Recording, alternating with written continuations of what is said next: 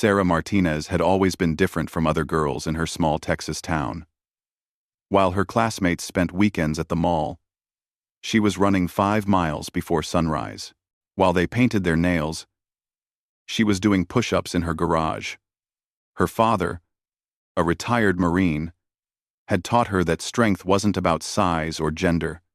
It was about heart and determination.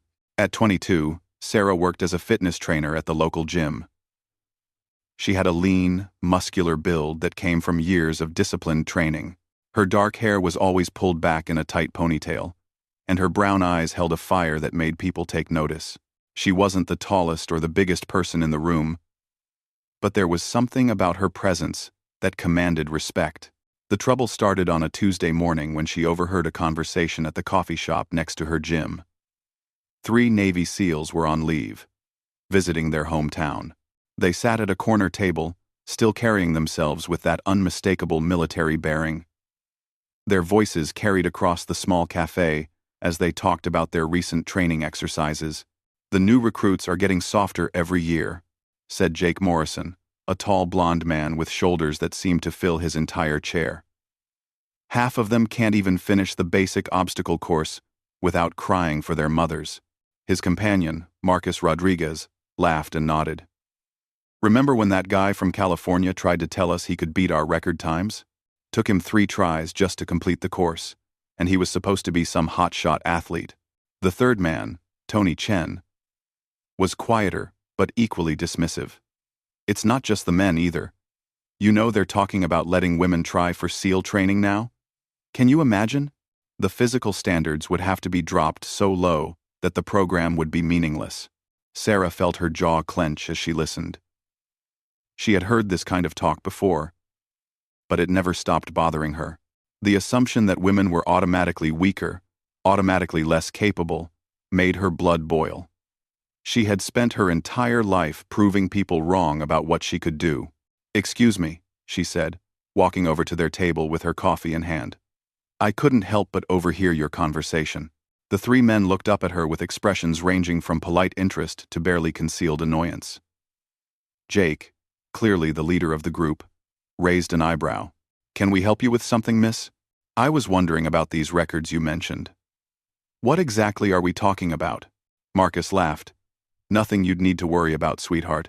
Just some military training exercises. Very intense stuff."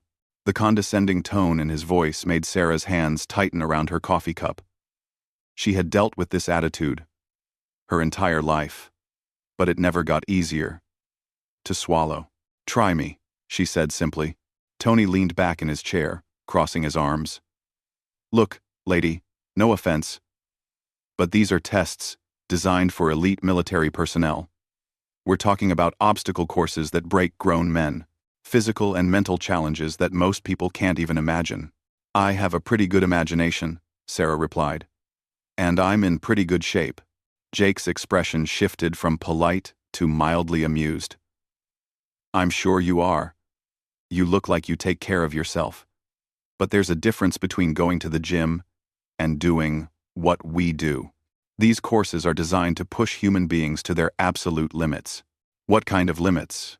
"We're talking about a 2-mile run in full gear, followed by an obstacle course with rope climbs, wall scaling, tire flips, and mud crawls," Marcus explained, his tone suggesting he thought he was being very patient with her.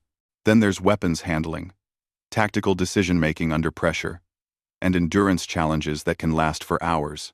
Sarah nodded thoughtfully. "Sounds challenging." "Challenging?" Tony almost choked on his coffee. "Lady, our best time for the complete course is 18 minutes and 37 seconds. And that's Jake here, who holds the record at our base. Most guys take at least 25 minutes, and that's after months of specific training." 18 minutes and 37 seconds, Sarah repeated. "That's pretty fast." Jake's amusement was growing more obvious.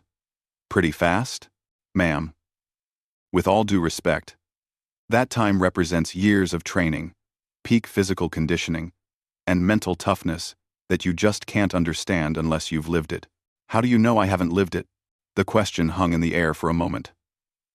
Marcus looked her up and down. taking in her athletic build, but clearly seeing nothing that impressed him. Because you're sitting in a coffee shop in suburban Texas, asking us about military records, instead of being on a military base earning them, he said bluntly. Sarah felt the familiar surge of determination that had driven her since childhood. It was the same feeling she'd had when the boys in high school said girls couldn't play football. The same feeling she'd had when her college professors suggested she might want to consider a more suitable major than exercise physiology. The same feeling that had pushed her to complete every challenge anyone had ever thrown at her. What if I told you I could beat that record? The silence that followed was broken by Jake's loud laugh. It wasn't a mean laugh exactly, but it was dismissive in a way that cut deeper than outright mockery. Ma'am, I appreciate your confidence, but you're talking about beating a record set by someone who's been training for this specific type of work for 8 years. Someone who's completed SEAL training, served multiple deployments, and lives and breathes physical fitness. I live and breathe physical fitness too. I'm sure you do, Tony said, in a tone that suggested he was sure she didn't. But there's a difference between teaching yoga classes and tactical military training. I don't teach yoga classes. I'm a competitive fitness trainer. I specialize in obstacle course racing and functional fitness. Marcus shrugged. That's great. Really. But we're not talking about some civilian fitness competition. We're talking about military-grade training designed by experts to test the limits of human endurance. Sarah set her coffee cup down on their table with a soft clink.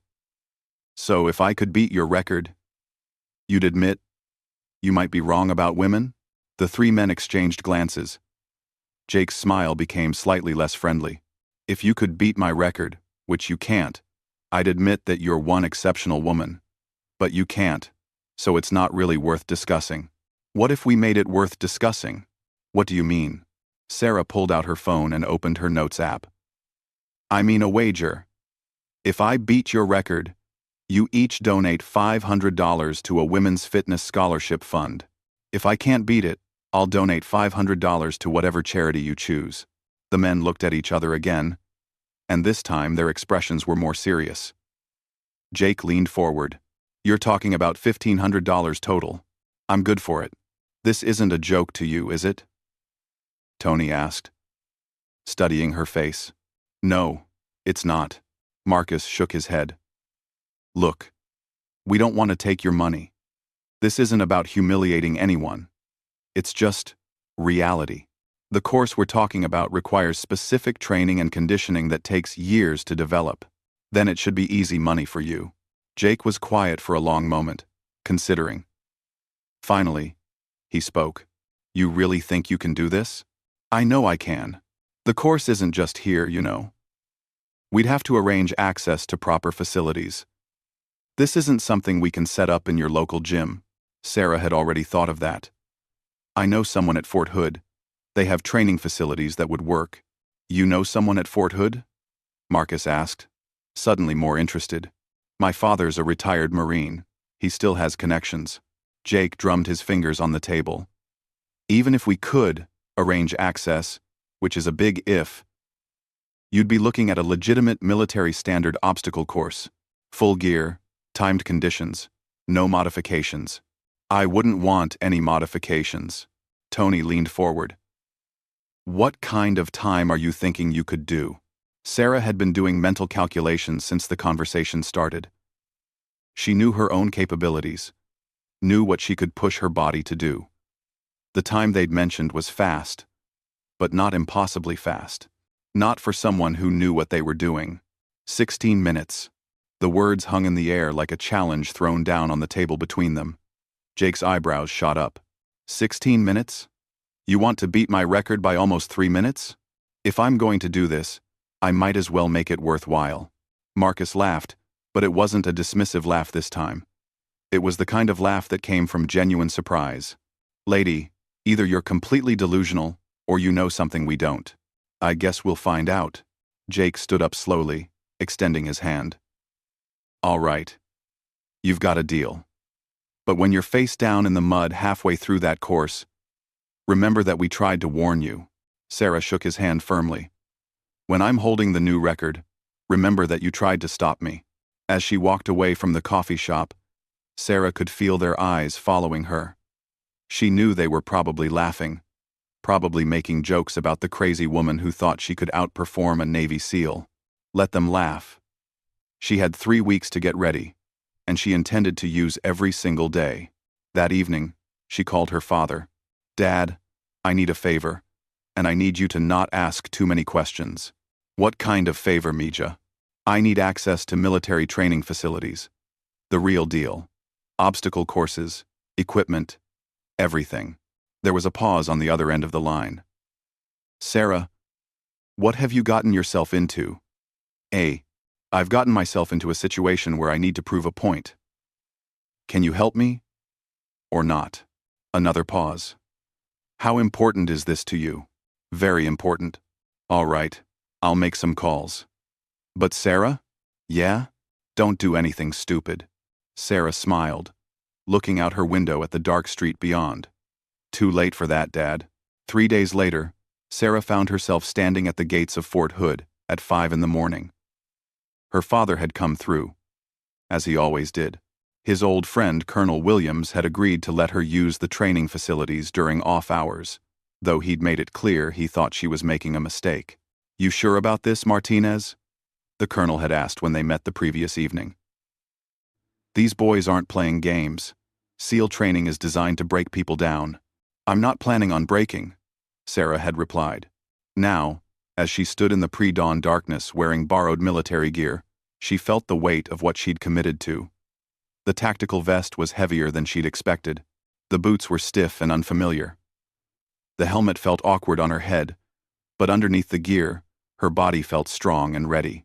Master Sergeant Rodriguez, the training instructor who would be supervising her practice runs, emerged from the shadows like a ghost.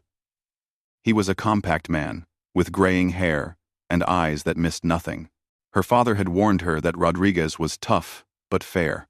"You're the civilian who thinks she can beat SEAL records," he said, without preamble.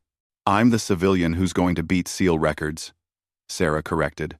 Rodriguez looked her up and down with the kind of clinical assessment that only came from years of evaluating human potential. "We'll see." "You know the rules?" Sarah nodded. They had gone over everything the night before. 2-mile run, in full gear.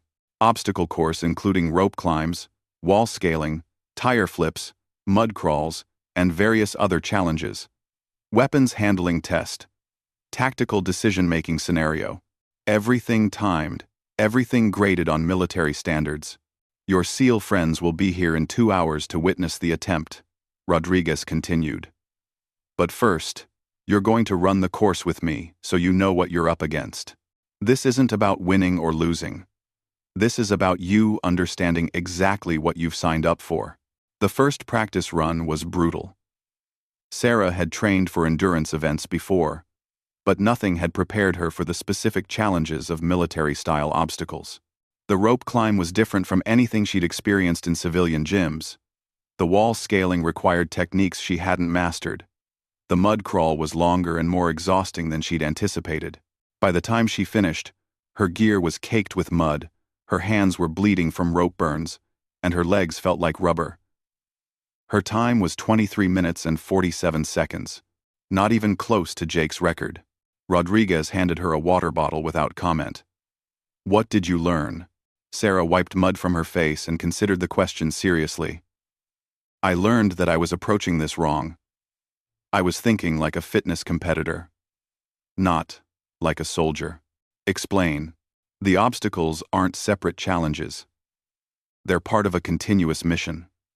I was treating each one like its own event, instead of conserving energy for the whole course." Rodriguez nodded slowly. "What else?" "The gear changes everything. My movement patterns, my balance, my endurance calculations. I was fighting against it instead of working with it, and..." Sarah looked back at the course, analyzing each section in her mind. "The course is designed to test more than physical strength. It's testing mental toughness, tactical thinking, adaptability. I was trying to power through with brute force." "Better," Rodriguez said. "Run it again." The second run was 18 minutes and 53 seconds. Still not fast enough, but much better.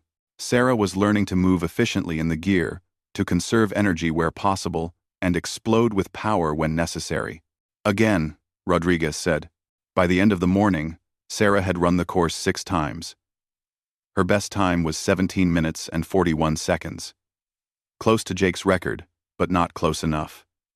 And she was exhausted. Every muscle in her body was screaming, and she still had the actual attempt ahead of her. Rodriguez studied her as she sat on the ground, trying to catch her breath. "You're better than I expected," he admitted. "But you're not good enough. Not yet. I have 2 hours. 2 hours isn't enough to make up the gap you need. You're still thinking too much, moving too carefully. You need to trust your body and stop trying to control every movement." Sarah closed her eyes, feeling the burn in her muscles and the exhaustion in her bones. 2 hours, to find another minute and 4 seconds. It seemed impossible. "Tell me about these seals," she said. Rodriguez raised an eyebrow. "What do you want to know? What makes Jake Morrison so fast? Morrison's been doing this for 8 years. He knows every inch of that course. He doesn't think about the movements anymore. He just flows through them. Plus, he's got something to prove every time he runs." "What do you mean?" "He's not the biggest guy on his team, not the strongest, but he's the fastest, and that's his edge. His whole identity is wrapped up in being the best at this specific thing." Sarah opened her eyes. "So, this matters to him, more than you know. Word is, there are some younger guys coming up who are starting to challenge his times. Morrison's been training extra hard to stay ahead of them." "How hard?" "Hard enough that his commanding officers are worried he might be overtraining. He's been running this course every day for the past month."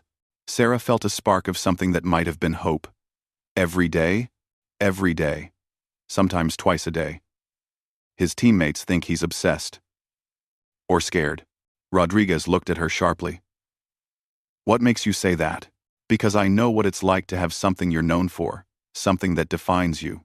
And I know what it's like when that thing feels threatened." Sarah stood up, feeling energy returning to her legs. "He's not just trying to beat me. He's trying to prove to himself that he's still the best." "So? So that means he'll be nervous. And nervous people make mistakes." Rodriguez was quiet for a moment. "You still think you can beat his time?" Sarah looked out at the obstacle course, seeing it now, with different eyes. Not as a series of challenges to overcome, but as a flow of movement. A dance she needed to learn. In her mind, she could see herself moving through it smoothly, efficiently, without hesitation or doubt. "I don't just think I can beat it," she said. "I know I can." When Jake, Marcus, and Tony arrived 2 hours later, they found Sarah sitting calmly in the shade, drinking water and eating an energy bar. She had changed into clean gear and looked surprisingly fresh for someone who had been training all morning. "Ready to eat some humble pie?" Jake asked with a grin. But Sarah noticed that his smile didn't quite reach his eyes. There was tension in his shoulders, a tightness in his jaw that suggested Rodriguez had been right about his nerves. "I'm ready to run," Sarah replied simply. A small crowd had gathered to watch. Word had spread about the unusual challenge, and several off-duty personnel had come to see what would happen. Sarah tried not to think about all the eyes on her as she moved to the starting line. Colonel Williams emerged from the crowd to address the group. "This is an unofficial time trial," he announced.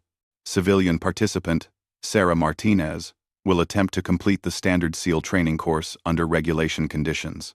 Petty Officer Morrison's current record time is 18 minutes and 37 seconds. Jake stepped forward. "Sir, if I may, I'd like to run as well, just to make sure the conditions are fair." Sarah looked at him in surprise. This wasn't part of their original agreement. But she could see the logic. If the conditions were slower than usual, if something was off about the course setup, running back-to-back would reveal it. "That's fine with me," she said. "Who goes first?" "Ladies first," Jake said with a smile that was definitely forced. Sarah walked to the starting line and took a deep breath. In her mind, she ran through the course one more time. 2-mile run to start. maintaining a pace that would leave her with energy for the obstacles. Rope climb using her legs more than her arms. Wall scaling with smooth, efficient movements. Tire flips using her whole body, not just her back. Mud crawl, staying low, and moving steadily. Most importantly, no hesitation, no second guessing. Trust her training and let her body do what it knew how to do. On your mark, Rodriguez called out. Sarah settled into her starting stance, feeling the weight of the gear, the texture of the ground beneath her feet, the cool morning air in her lungs. Set. Everything else fell away. The crowd, the pressure, the doubt. There was only the course ahead and the challenge waiting to be met. Go. Sarah exploded forward, her legs churning as she settled into her pace for the 2-mile run. She could hear Jake shouting encouragement, could sense the crowd watching, but it all seemed distant and unimportant. There was only movement, only the rhythm of her breathing and the steady pounding of her feet. The first mile flew by. Sarah checked her pace and realized she was running faster than she had during practice, but it felt sustainable. Her body had found its groove, and she trusted it to know what it was doing. As she approached the obstacles, Sarah could see the finish line in the distance. 17 minutes to beat. She had this. She knew she had this. The rope climb was smooth and efficient. The wall scaling felt effortless. The tire flips were a rhythm of power and recovery. The mud crawl was just another movement in the dance. And then, as she emerged from the final obstacle and sprinted toward the finish line, Sarah heard something that made her heart race. Rodriguez was calling out times, and the number she heard was impossible. 14 minutes, 30 seconds, 14:31, 14:32. Sarah crossed the finish line and kept running for several more steps before her brain caught up with what she had heard. She turned back toward Rodriguez, gasping for air. What did you say? 14 minutes and 33 seconds, Rodriguez repeated, his voice carrying clearly across the now silent crowd. The silence stretched on for several heartbeats before it was broken by Jake's voice. That's impossible. The silence that followed Jake's declaration felt like it lasted forever. Sarah stood at the finish line, still breathing hard, watching as the 3 Navy SEALs processed what had just happened. Marcus was staring at the stopwatch in Rodriguez's hand as if it had betrayed him personally. Tony's mouth was hanging open. Jake's face had gone completely pale. Check the time again, Jake said, his voice tight. Rodriguez held up the stopwatch for everyone to see. 14 minutes, 33 seconds. Official time. Witnessed by multiple personnel. Colonel Williams stepped forward, his expression unreadable. That's a new base record, he said quietly. By more than 4 minutes. See?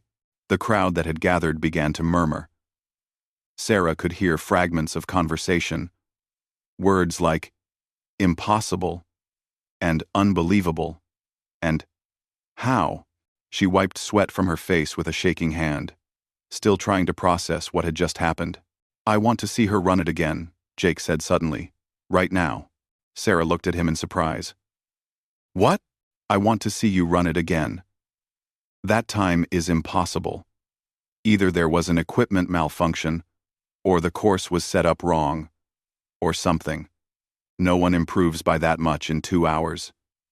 Rodriguez stepped between them. Mr. Morrison, the course was set to regulation standards. The equipment was checked and double-checked. The time is legitimate. Then how? Marcus demanded, finally finding his voice. How does a civilian fitness trainer beat a SEAL record by 4 minutes? That doesn't make sense. Sarah was asking herself the same question. During her practice runs, she had managed to get close to Jake's time but never beat it by more than a few seconds. The run she had just completed felt different, smoother, but she hadn't expected this kind of dramatic improvement. I don't know, she admitted. It felt good, but I didn't think it was that good. Run it again, Jake insisted. If you can really do that time, prove it. Colonel Williams looked at Sarah. Miss Martinez, you're under no obligation to run again. You've completed the challenge as agreed. Sarah studied Jake's face. She could see the desperation there. The need to believe that what had just happened was somehow a fluke. She understood that desperation. Her entire identity was built around being the best at what he did, and she had just shattered that identity in front of his peers. But she also saw something else in his expression. Not just desperation, but genuine confusion, and underneath it all, a grudging respect. I'll run it again, she said. But first, you run it, like you planned. Jake nodded curtly and moved to the starting line. Sarah could see the tension in every line of his body as he prepared. This wasn't just about beating her time anymore. This was about proving to himself that he was still who he thought he was. On your mark, Rodriguez called. Jake settled into his stance. Sarah had watched him move during their conversations at the coffee shop, had noted the easy confidence in his bearing. Now, she saw something different, a tightness, a forcing that hadn't been there before. Set. Go. Jake exploded from the line with obvious desperation. He was running faster than Sarah had seen anyone run during her practice session, pushing himself to a pace that was clearly unsustainable. By the time he reached the obstacles, Sarah could see that he was already breathing harder than he should have been. The rope climb was still smooth, but there was a jerky quality to it that hadn't been there in the videos Sarah had watched of his previous runs. The wall scaling was powerful, but inefficient. The tire flips were all brute force with no flow. As Jake emerged from the mud crawl and sprinted toward the finish line, Sarah could see that he was giving everything he had. His form was deteriorating, his movements becoming more and more forced, but he was pushing through on will alone. 18 minutes, 58 seconds, Rodriguez announced as Jake crossed the finish line and immediately bent over, gasping for air. 21 seconds slower than his record. Jake stared at the stopwatch, as if it had personally insulted him. That's not right, he said between gasps.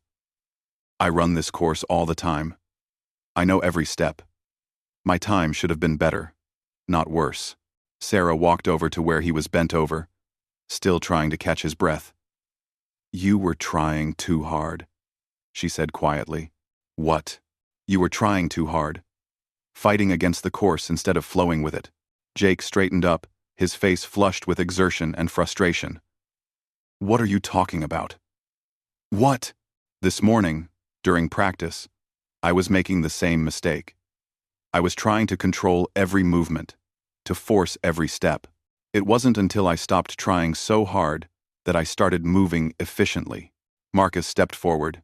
Are you saying Jake doesn't know how to run his own course? I'm saying that pressure makes people do things differently than they normally would. And desperation makes people try too hard. Tony was shaking his head. This is crazy. You're a civilian.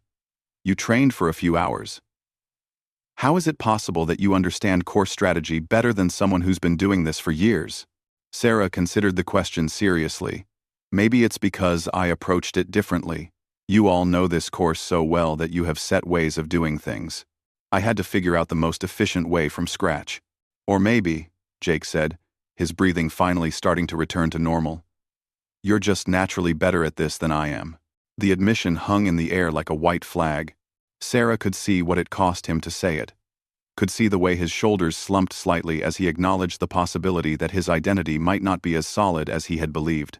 I don't think that's true, Sarah said. I think you're probably better than me at most things related to this kind of training. I just had a good day. A good day? Marcus laughed. But there was no humor in it. You beat a base record by 4 minutes, and you call it a good day? Run it again, Jake said suddenly. Sarah looked at Rodriguez, who shrugged. It's your call, Martinez. You've already proven whatever you came here to prove. Sarah walked back to the starting line, her legs still feeling strong despite the previous run. As she settled into her stance, she tried to recapture the feeling from her record-breaking attempt. The flow, the ease, the sense of moving with the course rather than fighting against it. Ready? Rodriguez asked. Sarah nodded. In her peripheral vision, she could see the crowd watching. Jake, Marcus, and Tony standing together, their expressions tense with anticipation, Colonel Williams checking his own watch. Various base personnel who had gathered to witness something unprecedented. On your mark, set, go. This time, Sarah was conscious of trying to recreate her previous performance, and that consciousness made everything feel slightly different. She was still fast, still efficient. But there was a quality of effort that had been absent from her record run. The 2-mile run felt strong but not effortless. The obstacles were smooth but not transcendent. She was running well, but she could feel that she was running rather than simply moving. When she crossed the finish line, she knew before Rodriguez announced the time that it wouldn't match her previous effort. 16 minutes, 47 seconds, Rodriguez called out. Still fast enough to beat Jake's original record, but nowhere near her previous time. Sarah nodded, unsurprised. She had suspected that her first run was the result of something that couldn't be easily repeated. Some combination of preparation, mindset, and pure flow state that had aligned perfectly for those 14 minutes. Jake walked over to her, his expression thoughtful. So, what happened the first time? With 7. Sarah wiped sweat from her face, considering the question. I think everything just came together. All the training, all the practice runs, all the mental preparation, plus, I wasn't trying to prove anything to myself. I was just trying to prove something to you. And the second time, I was trying to prove something to myself. And that made me tight. Made me think too much. Marcus and Tony joined them, their expressions ranging from confused to grudgingly impressed. So what you're saying, Tony said slowly, is that your best performance came when you weren't worried about performing? Something like that. Jake was quiet for a long moment, staring out at the obstacle course that had defined so much of his identity. I've been running this course every day for a month, he said finally. Every single day, trying to get faster, trying to stay ahead of the younger guys who are coming up. And today, I ran it slower than I have in years. Because you were trying too hard, Sarah said again. Because I was afraid, Jake corrected. Afraid that someone would come along and prove that I'm not as special as I thought I was. And did they? Jake looked at her with something that might have been gratitude. Yeah, they did. And it turns out that's not the end of the world. Colonel Williams approached the group, carrying an official-looking document. Miss Martinez, congratulations. Your time of 14 minutes and 33 seconds is now the official record for this course.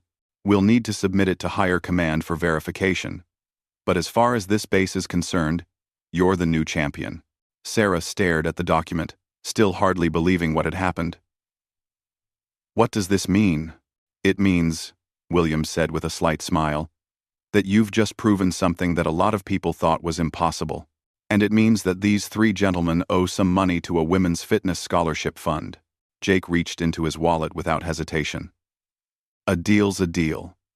He pulled out his checkbook and started writing. Although, I have to say, this isn't how I expected this day to go. How did you expect it to go? Sarah asked. Jake finished writing his check and handed it to her. I expected to watch you struggle through the course, fail to come close to my time, and then explain to you why physical standards exist for a reason. And instead, you taught me something about those standards. They're not about gender or size or background. They're about what someone can do when they stop limiting themselves with what they think they should be able to do. Marcus and Tony wrote their checks as well, both looking somewhat stunned by the day's events. As Sarah took the checks, totaling $1,500 for the scholarship fund, she felt a sense of completion that was about more than just winning a bet. There's something else, Rodriguez said, approaching the group with a folder in his hands. Miss Martinez, I've been authorized to offer you something. What kind of something? A consultation position with our training program. Turns out, what you figured out about flow states and efficient movement could be valuable for our instructors. Sarah looked around at the faces watching her. Jake, no longer defensive but genuinely interested. Marcus and Tony, their skepticism replaced by curiosity. Colonel Williams, nodding his approval. The crowd of base personnel who had witnessed something they would talk about for years to come. I'm honored, she said finally. But I think I learned as much from all of you as you might learn from me. Maybe that's the point, Jake said. Maybe the best training happens when people challenge each other's assumptions. As Sarah changed out of her gear and prepared to leave the base, she reflected on how the day had unfolded. She had come here to prove a point about what women could do, about what people could accomplish when they refused to accept limitations. She had proven that point. But she had also learned something unexpected. The real victory wasn't in the record time or the money for the scholarship fund. The real victory was in the conversation that had followed. In watching Jake move from defensiveness to curiosity. In seeing Marcus and Tony begin to question their own assumptions about capability and gender. Most importantly, she had learned something about her own potential. For 14 minutes and 33 seconds, she had moved with the efficiency and power that surprised even her. That feeling, that sense of what was possible when everything aligned perfectly, would stay with her forever. 6 months later, Sarah received a letter from Jake Morrison. He had returned to his base and immediately changed his training approach, focusing more on flow and efficiency rather than pure force. His times had improved. And more importantly, he had started teaching other SEALs about the mental aspects of performance that Sarah had demonstrated. The letter ended with a simple statement. Thank you for showing me that the best way to stay strong is to never stop learning. Sarah smiled as she folded the letter and put it in her desk drawer, next to the certificate from Fort Hood that proclaimed her the holder of the base obstacle course record. Outside her office window, she could see her newest class of students working on the obstacle course she had built behind her gym. Half of them were women, and all of them were learning what Sarah had learned that day at Fort Hood. That the only real limitations are the ones we accept. That performance isn't about meeting other people's expectations, but about exceeding your own, and that sometimes, the most important victories come not from proving others wrong, but from inspiring them to think differently. The student who reminded her most of herself was a young woman named Jessica, who had been told by her high school coach that she wasn't built for athletics. Jessica was currently leading the class through the rope climb, moving with the kind of efficient grace that Sarah recognized. Sarah walked outside to join the training session, ready to see what was possible when people stopped limiting themselves with what they thought they should be able to do. In the distance, she could hear Jessica calling out encouragement to a struggling classmate, and Sarah smiled. The lesson was being passed on.